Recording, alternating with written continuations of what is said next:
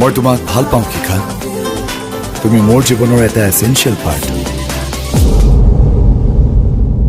মই এটা ননসেন্স হয় যাক দেখিলেই সব সেন্সলেস হৈ যায় আৰু তেনে বহু ননসেন্সকে সেন্সলেস কৰাৰ অভিজ্ঞতা মোৰ আছে মোৰ মাৰ পৰিলে তেনে সব অভিজ্ঞতাই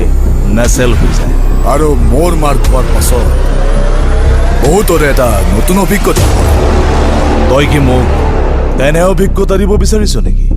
প্ৰশ্নই নুঠে মোৰ অভিজ্ঞতাৰ এটা দাম আছে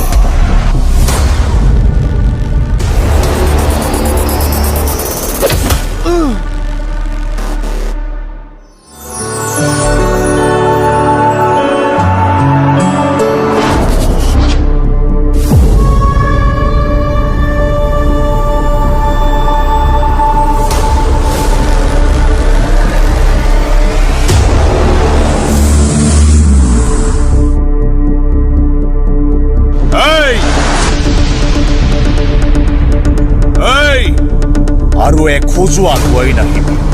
মোৰ কথা মই ভাবিম এতিয়া তই ভাবিছা নিজকে কিমান দূৰ পিছুৱাব পাৰ